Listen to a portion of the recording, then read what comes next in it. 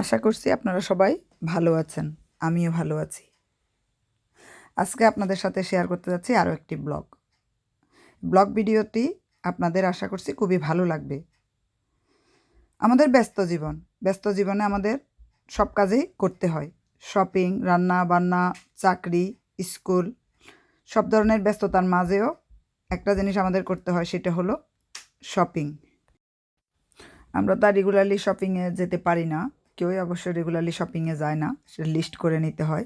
আর আমরা যারা দেশের বাহিরে থাকি তাদের তো আরও অবস্থা খারাপ। নিয়ম মেনে সময় মেনেই শপিং করে আসতে হয় খুব দ্রুততার সাথে। শপিং যখন আমরা করতে যাই বা বাহিরের ব্যস্ত জীবনে আমরা কাটাই, চাকরি নিয়ে ব্যস্ত থাকি, তো দেখা যায় বেশিরভাগ সময়ই আমাদেরকে বাহিরে খেতে হয়। কিন্তু বাসায় যখন আমরা রান্না করি, চেষ্টা করি একটু দেশীয় স্বাদ পেতে। যারা বাহিরে থাকি সবারই একই অবস্থা। দেশীয় খাবারের স্বাদ অনেকে হয়তো ভুলে গিয়েছেন, কারণ তড়িঘড়ি করে বিদেশি খাবারে আমরা এখন অভ্যস্ত হয়ে পড়েছি। শপিংয়ে গিয়ে যখন আমরা যেখানে হাউসহোল্ড জিনিসগুলো পাওয়া যায়, কিচেন স্টাফ পাওয়া যায়, সেই জায়গাগুলোতে যখন আমরা যাই, আসলে ইচ্ছা করে আমাদের রেগুলারলি রান্না করি, এই জিনিসগুলো সব কিনে নিয়ে আসি। আসলে প্রত্যেকটা জিনিসই অনেক এক্সপেন্সিভ। এত এক্সপেন্সিভ জিনিস এনে ঘরে সাজিয়ে রাখে না কেউ বাহিরের লাইফে। যেটুকুর প্রয়োজন শুধু সেটুকুই কিনে। কিন্তু আমাদের দেশে দেখা যায় সেই দাদিরও মায়ের অনেক জিনিস আছে। আমরা যেটা করি সেটা হলো ঘরের শোকেজে সাজিয়ে রাখি। এখানে কেউ কোনো কিছু তেমন শোকেজে সাজিয়ে রাখে না বললেই চলে। বিশেষ করে থালা বাসন, হাঁড়ি পাতিল, এই জিনিসগুলো যেটুকু প্রয়োজন হয় ওটুকু কিনে আবার ফেলে দেয়। তা দিন রাত সকাল বিকাল কাজ করে, অফিস করে, কেউ দিনে কেউ রাতে, এত ব্যস্ততার মধ্যেও আমাদের রান্না করতে হয়। তবে আমরা দেখা যায় বেশিরভাগই বাইরে খাই, বেশিরভাগ মানুষেই, কারণ রান্নার সময়টুকু আমরা পাই না। এরিয়াটা দেখুন, রাতের বেলা জব শেষ করে যখন মানুষ ঘরে ফিরে। আমার আরেকটা ভিডিওতে আপনারা পাবেন, এটা হলো বোট জার্নি। অনেক মানুষই আসে সকালে শিপে করে, বোটে করে জবের এক এক জায়গায় চলে যায়, আবার আরেক জায়গা থেকে চলে আসেন। সেন্ট্রাল লন্ডনে সাধারণত এই জিনিসগুলো আমরা বেশি দেখি, কারণ আমাদের দেখা যায় বাসে, ট্রেনে বা নিজের গাড়ি থাকলেও কিন্তু অনেক ট্রাফিক থাকে রাস্তাঘাটে এই সময়টাতে। আপনাদের মনে হচ্ছে এটা রাত, আসলে রাত না। এমনিতে মেঘলা, বৃষ্টি, তার মধ্যে শীতকাল। 4টা 4:30 বাজতেই মনে হচ্ছে যে রাত হয়ে গিয়েছে, আসলে তা নয়। মাঝে মাঝে প্রায় সময় দেখা যায় আমরা ছোটোখাটো শপিং করতে গেলে বাহির থেকে খেয়ে চলে আসি, কারণ বাসায় গিয়ে আবার রান্নাবান্না করার অত সময় আমাদের নেই। আর বাইরে যখন আমরা ঘুরতে যাই তখনই একই অবস্থা, চেষ্টা করি নামি দামি কোনো রেস্টুরেন্ট খুঁজে বের করার। এই যে দেখুন, এই রেস্টুরেন্টটা ব্ল্যাক ফলে ভেলভেট কোস্টার।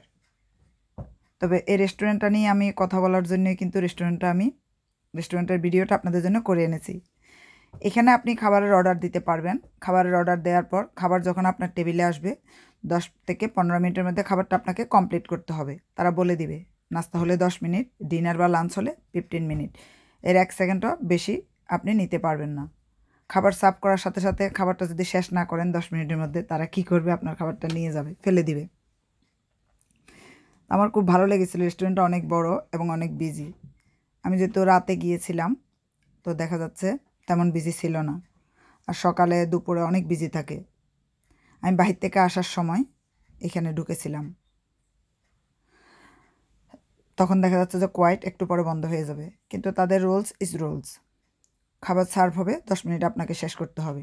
আপনি খাবার টেবিলে বসে আড্ডা দিবেন, পরে দেন, কোনো সমস্যা নেই। খাবার একটা একটা অর্ডার দেন আর আড্ডা দেন, কোনো সমস্যা নেই। কিন্তু খাবারের প্লেট যখন আপনার সামনে আসবে তখনই শেষ করতে হবে।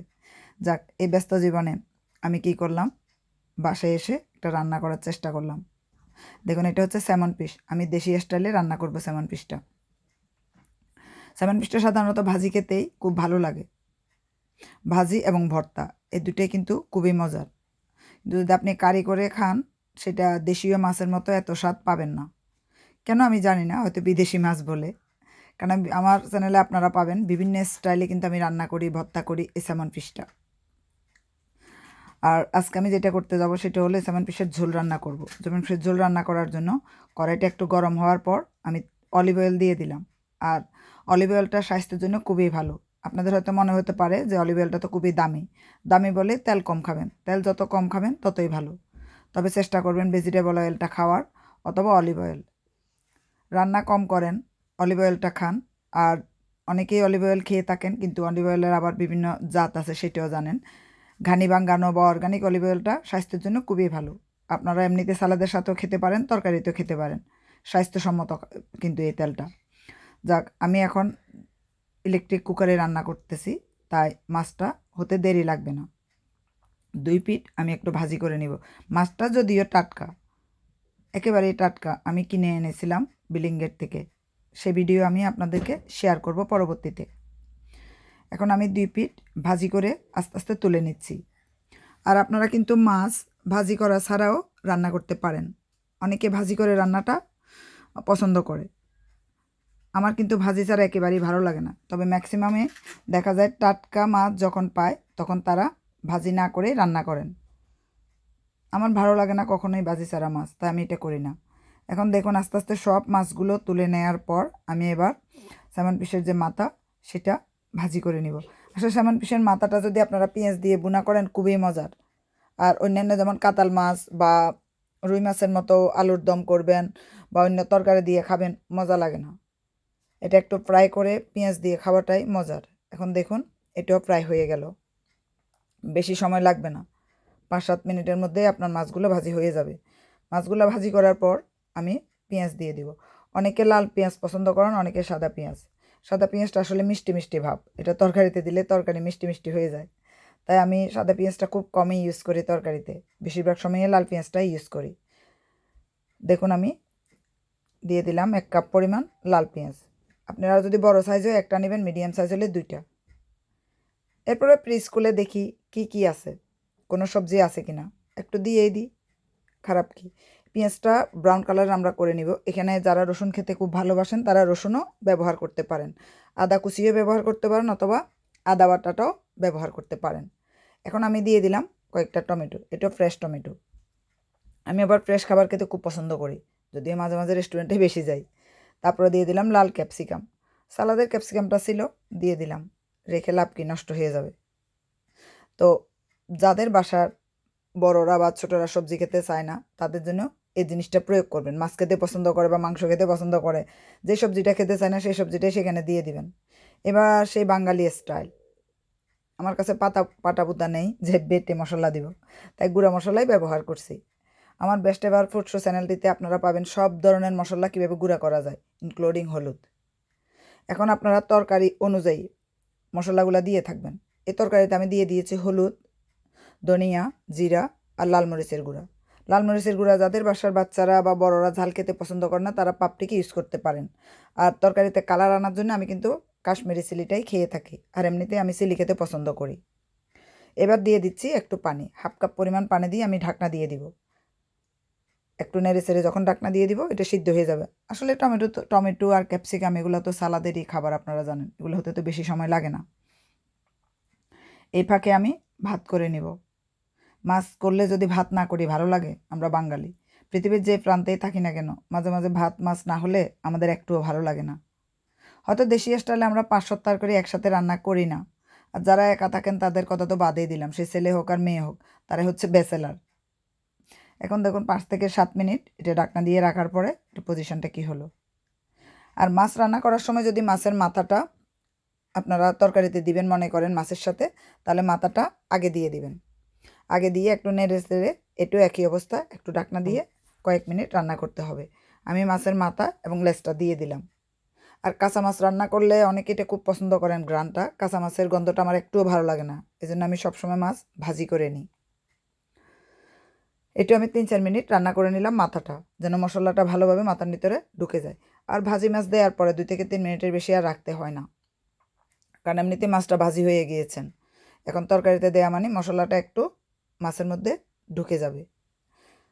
তারপরে আবার অনেকে পছন্দ করেন পুদিনা পাতা, মানে যেটাকে আমরা বাইরে মিন্ট বলি, বা ধনিয়া পাতা। অনেকে ধনিয়া পাতার গ্রান পছন্দ করেন না, তো ধনিয়া পাতার গ্রান যারা পছন্দ করেন না তারা কিন্তু পার্সলিও ব্যবহার করতে পারেন। তবে আবার অনেকে পার্সলির গ্রানটাও নিতে পারেন না। তবে ফ্রেশ খাবার যখন খাবেন তাহলে আপনারা একটু যে গার্নিশটা সেটা ফ্রেশ দেওয়াই ভালো। এখানে কিন্তু বিভিন্ন ধরনের পাওয়া যায়, বিভিন্ন ধরনের হার্ব পাওয়া যায়, যে ফ্রেশ হার্বগুলা সেটা আপনারা তরকারির উপরে গার্নিশ হিসেবে ব্যবহার করতে পারেন।